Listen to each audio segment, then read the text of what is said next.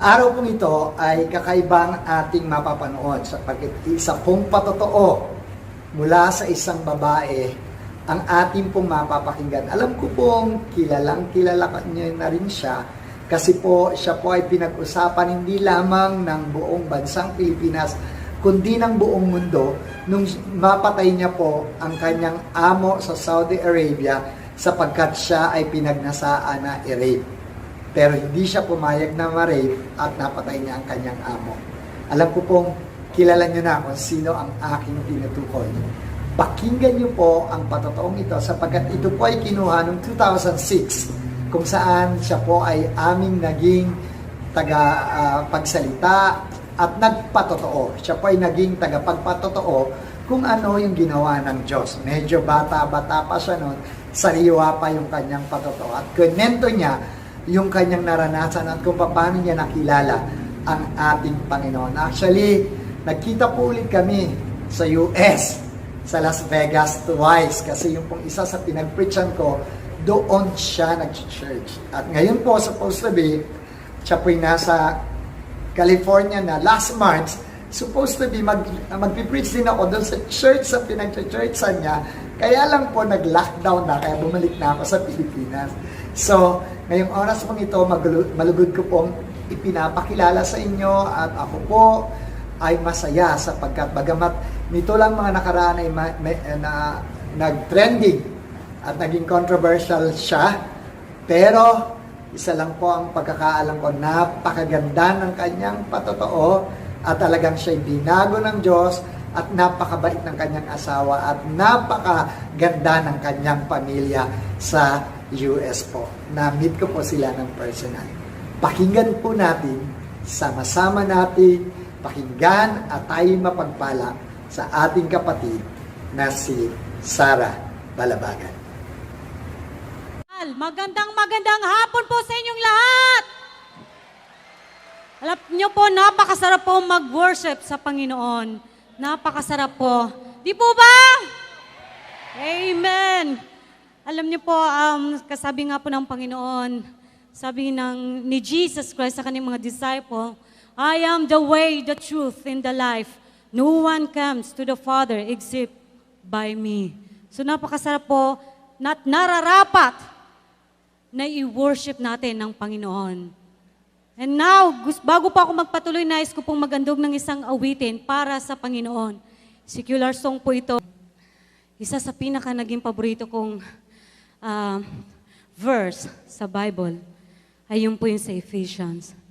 Yung po yung ipinangako niya sa mga kabataan. Di po ba sabi po doon, children, obey your parents from the Lord.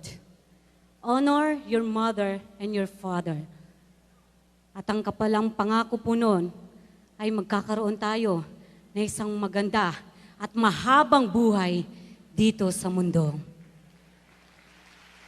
Alam niyo po, nung mabasa ko po yon, sabi ko, sana noon pa alam ko na ito. Sana nung kabataan ko pa alam ko na ito. Alam niyo po, ako ay pinanganak sa Mindanao. Doon po ako lumaki. Ang mga magulang ko po ay parehong Muslim. Mahirap lang man po kami. As in, mahirap. Ang nanay at tatay ko po ay hindi man lang nakapag-aral. Lumaki po ako sa isang pamilya na magulo. Sinasabi ko pong magulo dahil ang nanay at tatay ko noon ay lagi na lang nag-aaway tapos naghihiwalay. Yun po ang nakita kong pamilya na hindi ko masasabing pamilya talaga. Dahil lagi nga silang magulo, laging naghiwalay ang nanay at tatay ko. Namatay na lang ang tatay ko, nahiwalay sila ng nanay ko. Kaya po lumaki po akong sinasabi nila itigasin. Dahil nga, bata pa lang ako, dahil gano'n ang kinamulatan ko, ang sabi ko sa sarili ko, kailangan ko palang magsariling sikap. Kailangan ko palang magsikap para lang mabuhay dito sa mundo. Yun nga po ang ginawa ko mula ng pagkabata ko. Hindi ako nakinig sa nanay at tatay ko. Nakapag-aral lang ako, Dahil nakikitira po ako sa mga kamag-anak namin.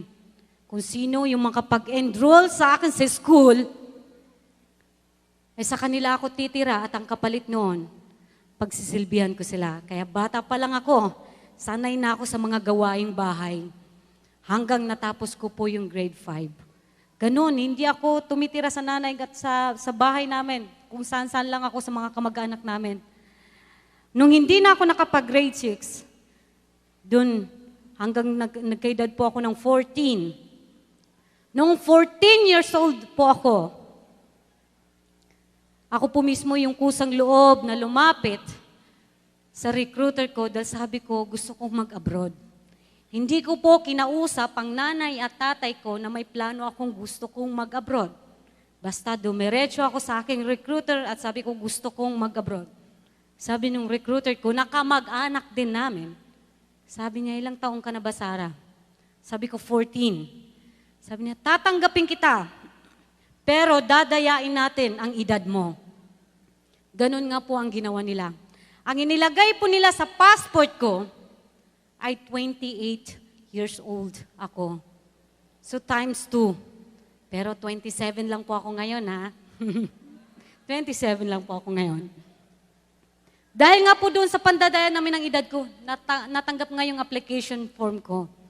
At nalaman lang na tatay ko, napaalis na pala ako, na nag-apply pala ako papuntang abroad nung paalis na ako. Ayaw ng nanay ko at sa tatay ko dahil takot sila, dahil nga alam nilang bata pa ako. Pero wala silang nagawa dahil desidido na akong umalis at mag-abroad upang makapagtrabaho.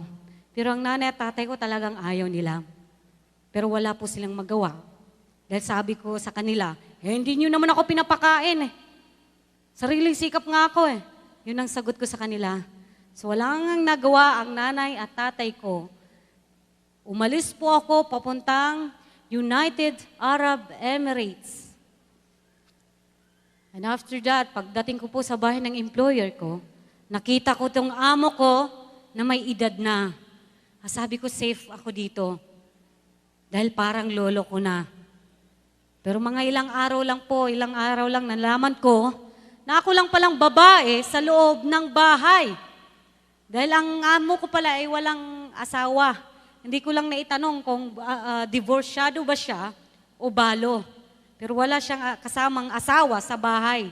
At ang tanging kasama lang po niya ay yung mga anak niyang binata, mga lalaki. So ako lang po yung babae at all around po ako. 14 years old ako.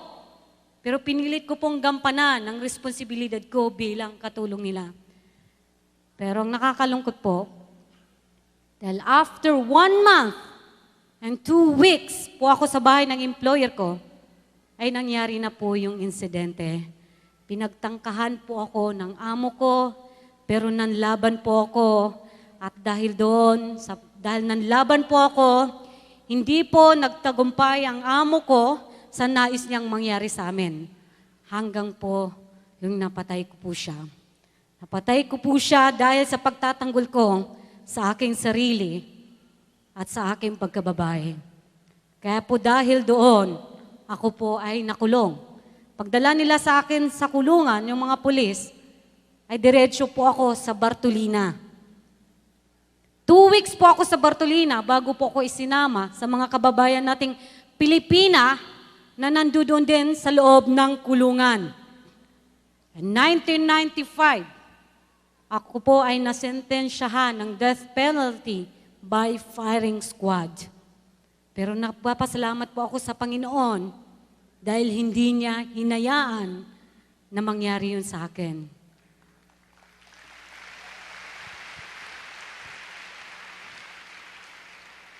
Dahil po nagtulong-tulong ang iba't ibang bansa, alam niyo po marami pong sumuporta sa akin na iba't ibang bansa. Dahil nagsama-sama yung mga prayers, marahil po noong nasa kagipitan ako, nung ako po ay nasa kulungan, marahil isa po kayo noon sa mga nagdarasal sa akin noon. Kaya ngayon pa lang, nais kong samantalang itong pagkakataon na ito na pasalamatan kayo. Maraming salamat po. Dahil po sa inyong mga dasal, dininig po ng Panginoon ang inyong mga panalangin. Iniligtas niya po ako sa parusang kamatayan At bagkos ay naging 1 year imprisonment, 1 taong pagkakulong po, 100 palo at 1 million peso po bilang blood money. Yung 1 million po ay meron po isang ginamit ang Panginoon doon, isa pong Chinese businessman. Siya po yung nagkusang loob na bayaran yung 1 milyon. At yung 100 lashes naman po, dahil lang ako po ay pinapalo, ako po ay 16 years old. Nung time ako ay pinapalo. So naawa sila sa akin na imbes pa isang paluan lang yung 100, ay ginawa po nila itong 20 a day. So hindi lang pala dito sa Pilipinas, usong-uso ang installment, kundi pati pala doon. Diba? Ginawa po nilang 20 a day, so 5 days po akong pinapalo. Araw-araw, 20. Dito sa likod at dito. At ang pumapalo po sa akin ay lalaki. At hindi po totoo yung mga nasa news noon na hindi naman daw masakit dahil may nilalagay sa kilikili. Pero hindi po totoo yun. Wala pong nilalagay sa kilikili na libro. Wala po. At ang ginagamit po nila ay yung yantok, yung ratan. Yung po ang ginagamit nila.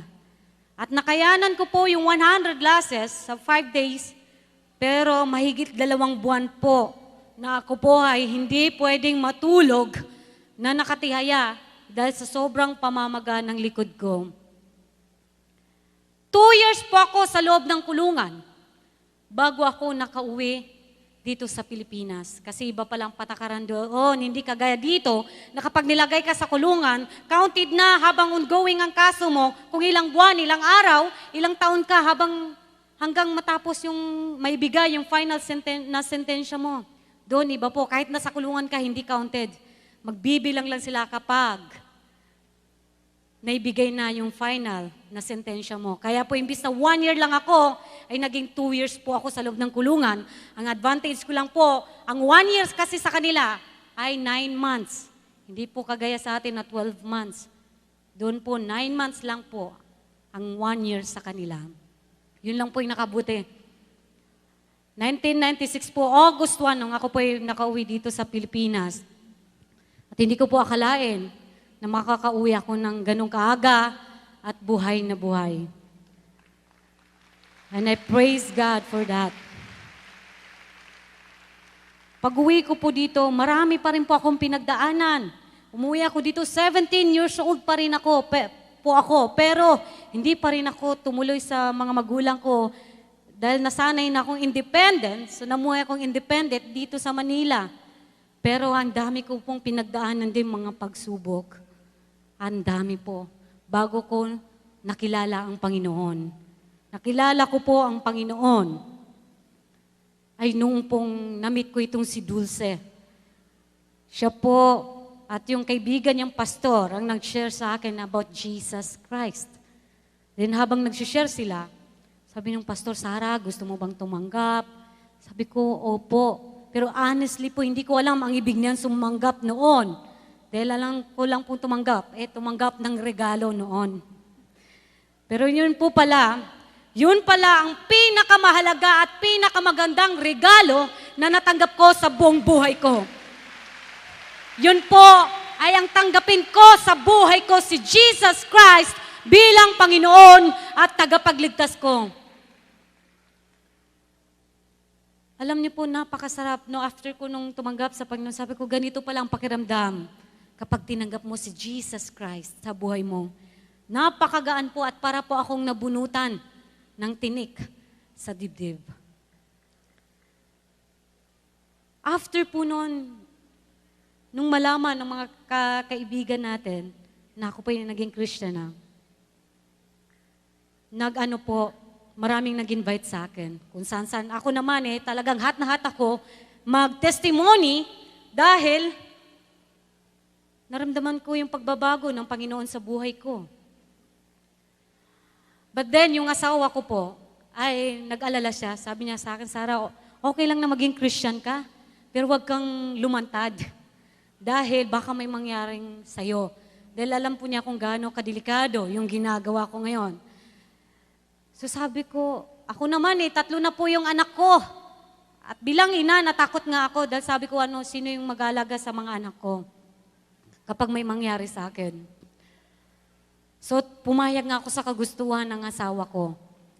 Tumatend ako sa church, sa fellowship, sa Bible study, pero hindi ako tumatanggap na ng mga invitation. Hanggang nabasa ko po sa Matthew 16, verse 25, sinabi doon ng Panginoon na ang sino man ang magliligtas ng kanyang buhay ay siyang mawawala nito. Ngunit ang sino man ang mag-alay ng kanyang buhay alang-alang sa akin ay siya ang magkakamit nito. Nung mabasa ko po yon, sabi ko, ang reaction ko agad, sabi ko, Lord, sorry. Sorry dahil naduwag ako. So naisip ko po, oo nga no, bakit nga ba ako matatakot? Bakit nga ba ako mahihiya? Kung noon nga na hindi ko pa siya kilala sa buhay ko at tinatanggap sa buhay ko, ay wala po akong katakot-takot gawin ng mga bagay na kahit alam kong mali, kahit alam kong kasalanan, dahil ang katuyanan ko noon, yan o ngayon, gusto ko eh. So sabi ko, ngayon pa ba ako matatakot na ang ginagawa ko ay para sa kaluwalhatian ng ating Panginoon? So naisip ko po, di bali nang magkaroon ka na maigsing buhay dito sa mundo, basta kasama mo ang Panginoong Jesus. Kaysa naman magkaroon ka ng pagkahaba-habang buhay, pero wala ka namang patutunguhan. Nung gabing yun, kinausap ko po yung asawa ko. Sabi ko, huwag ka nang mag-alala sa akin. Dahil tanggap ko na ang kapalaran ko, sabi ko. At hindi ang buhay dito sa mundo ang pinaghahandaan ko, kundi ang buhay na walang hanggan na ipinagkaloob sa atin ng ating Panginoong Jesus. Alam niyo po, mabuti na lang pumayag nga ang asawa ko. Kaya magmula noon, nagpatuloy po ako sa pagtanggap ng invitation at kung saan-saan po ako nakakarating sa abroad, kung saan-saan po dito sa Pilipinas. But by God's grace, alam niyo po, napakabuti ng Panginoon. Habang sumusunod po ako sa Panginoon, mas lalo ko pong naramdaman ang pagmamahal ng Panginoon sa buhay ko at sa pamilya ko. Napakabuti po ng Panginoong Jesus kapag sumunod lang tayo sa Kanya, sa kalooban niya para sa atin. Napakabuti po ng Panginoon. Meron nga pong isang kapatiran, minsan, tinanong ako, Sarah, di ba death penalty yung ginagawa mo, kaparusahan sa ginagawa mo sa dati mong pinanggalingan? Alam po natin, tayong lahat, alam natin, na itong ginagawa natin na hindi tungkol ito sa relihiyon, kundi ito ay tungkol sa personal na relasyon natin sa ating Panginoon. Sinabi niya sa akin, di ba death penalty yan? Sabi ko, ha? Sabi, so natamimi ako kasi kapatiran po siya. Sabi ko, nga no? So naisip ko po, alam niyo po, napakabuti ng Panginoon.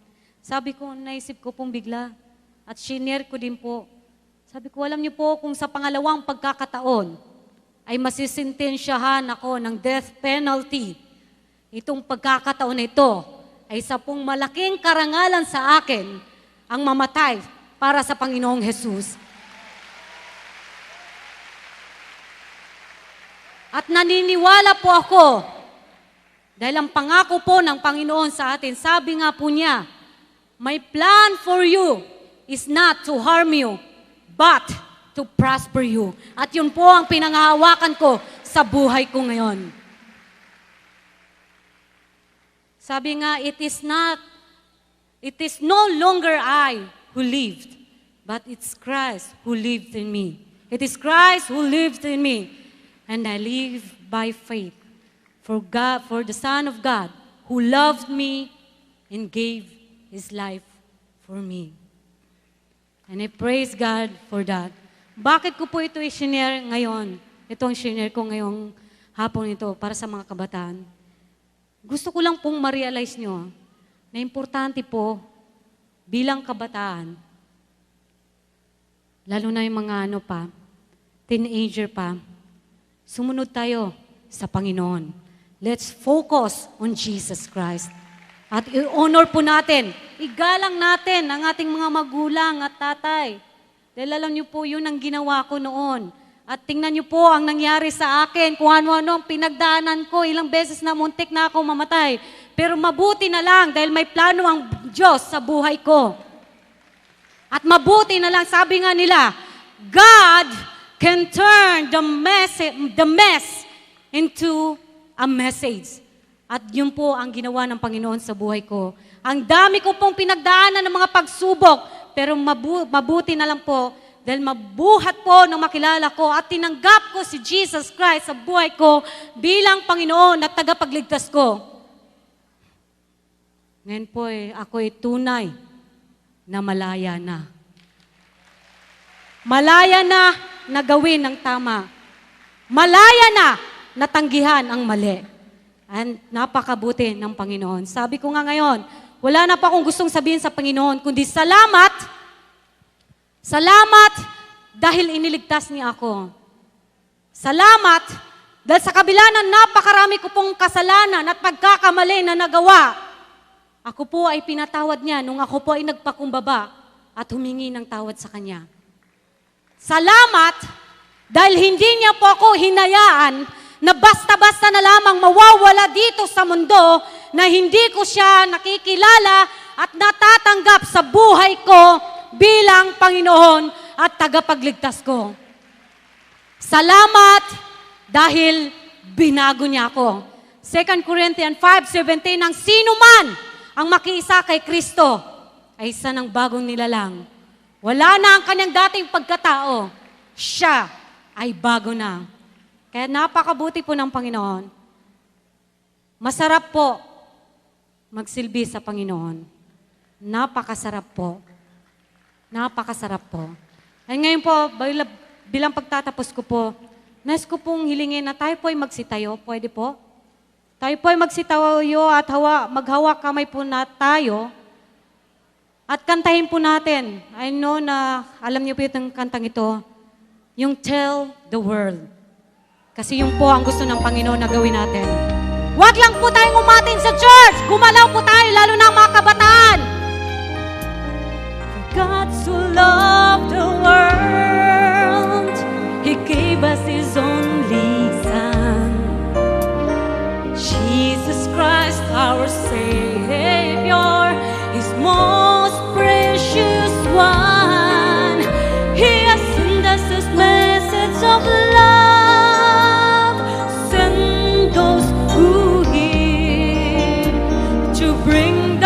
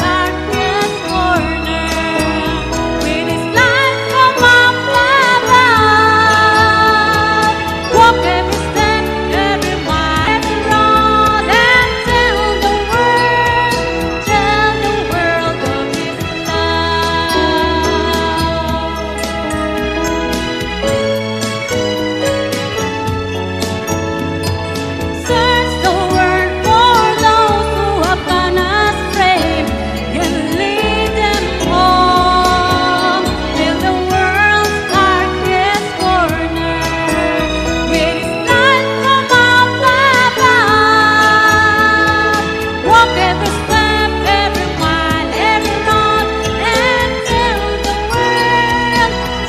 the world of His love. And tell the world of His love. And tell the world of His love. Yes, Lord, maraming salamat. Lord, thank you, Jesus. Thank you, Lord. Maraming salamat po, and God bless us all. Thank you. Amen. Praise God.